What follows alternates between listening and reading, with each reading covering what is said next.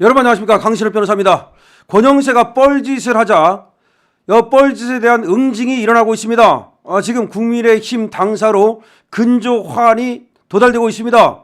권영세 비대위원장에 취임하면 사과를 하겠다라고 하지를 않나. 권영세 지금 비대위원으로 김재섭이를 임명하겠다고 하질 않나. 누구 맘대로 말이죠. 권영세가 이 국민의힘을 갖다가 자기 사당으로 만들겠다는, 그리고 반윤 정당으로 만들겠다는 의도를 드러내고 있습니다. 지금 윤석열 대통령은 본인이 사과하지 않는데, 그리고 내란이 아니라는데, 그리고 법적으로 다투겠다는데 왜 지금 권영세가 사과를 한다는 말입니까? 왜 사과를 하는데? 누구 대신 사과를 하는 건데? 누구를 왜 사과하는데? 도대체가 국민들이 지금 어리둥절해하고 있습니다. 원래 권성동이가 저 권영세를 시킬 때도 저 기름장어 저 권영세 시켜봤자 저거 완전히 저 민주당 눈치나 보고 국힘을 팔아먹을 것이다. 저 매국노처럼 지금 당을 팔아먹을 것이다. 매당노가 될 것이다. 이런 우려가 있었는데 실제로 말입니다. 권영세가 지금 국민의힘을 배신하는 행보를 보이자 여기에 대해서 지금 국민의힘 당원들이 부글부글 끓고 있습니다. 그래서 지금 당사로 근조화환을 보내고 있고요. 이거는 권성동과 권영세를 모두 상대로 한 것이죠. 지금 뿐만 아니라 가세연에서 말이죠. 이 권영세에 대해서 비밀을 폭로하겠다고 나섰습니다. 자, 엄청납니다. 가세연에서 말이죠. 권영세가 재벌 3세와 친분을 맺고 있다는 것을 폭로하겠다는 예고를 하고 있는데요.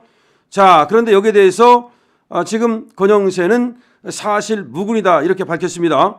권영세 국민의힘 비상대책위원장이 김세희 가로세로 연구소 대표가 자신과, 그러니까 권영세와 재벌 3세와 관련된 폭로를 하겠다고 하자 사실 무근이라며 법적으로 대응하겠다고 했습니다. 자, 권영세는 이날 페이스북에다가 가로세로 연구소 김세희 대표가 사실 무근인 내용을 의도적으로 유포해 본인의 명예를 심각하게 훼손하고 있다.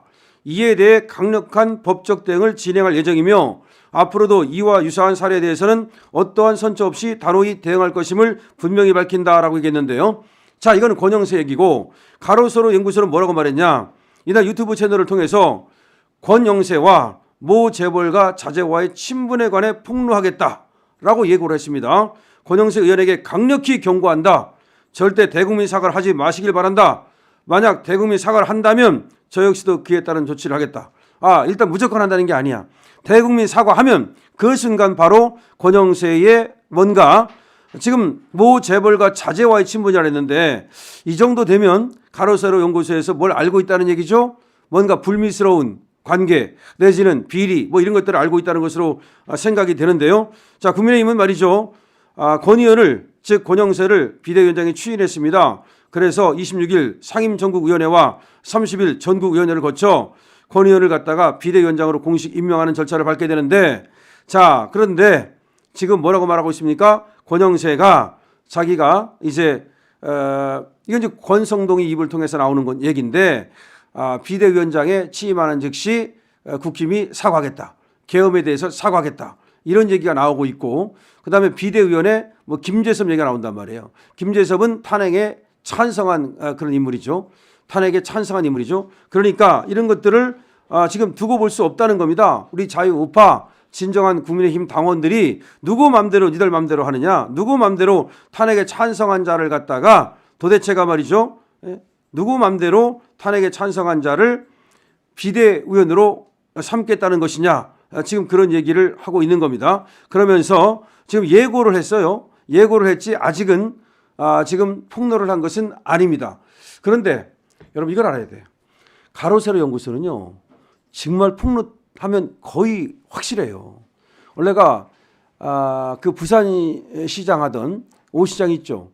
그거를 그 성추행, 강제추행 폭로한 것이 바로 이 가로세로 연구소였잖아요.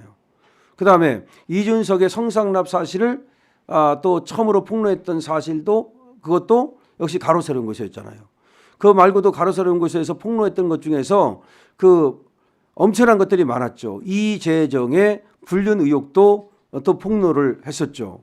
그거 말고도 하여튼 이 가로세로 연구를 통해서 폭로됐던 것들 중에서 사실로 드러나거나 또는 그 상대방이 대응도 못할 만큼 거의 사실이라고 믿어지는 것들이 굉장히 많죠. 그러니까 제보했던 것 중에 또 대단한 거 뭐 있습니까?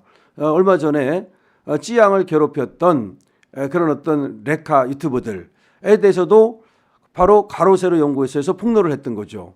그럼 이걸 보면은 가로세로 연구소가 어떤 팩트 체크 없이 그냥 뇌피셜을 작동시켜서 폭로를 한 적은 별로 없는 것 같아요. 그렇죠? 근데 지금 가로세로 연구소에는 특히 제보가 많이 들어온다는 것을 여러분 알고 계시죠? 그래서 여러 가지 제보를 바탕으로 한 폭로 방송을 해왔습니다. 그리고 사실은 그거는 거의 공익 제보를 받아서 공익 활동을 하는 것으로 받아들여지고 있습니다. 그런데 권영세에 대해서 지금 폭로할 만큼의 어떤 비밀이 접수가 됐다는 겁니다. 그런데 일단 전체적으로 얘기는 안 하고 권영세와 재벌 3세와의 친분이라고만 얘기를 하고 있습니다.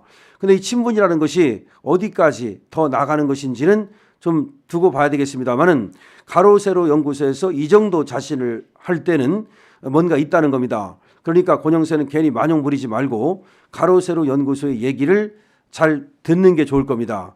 제가 볼 때는 만용 부리고 가로세로 연구소에 뭐 있겠어? 지가 뭘 가졌다고 이렇게 그야말로 만용 부리다가 망가진 그런 정치인들이 한둘이 아닙니다.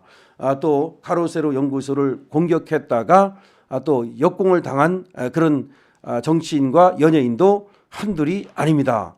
그런데 권영세에 대해서 이런 폭로를 예고했다는 점은 상당히 의미가 있는 것입니다. 권영세는 그럼에도 불구하고 지금 어쨌든 비상대책위원장에 임명되겠다는 거 아닙니까? 자, 임명되고 나서 그 다음이 중요합니다.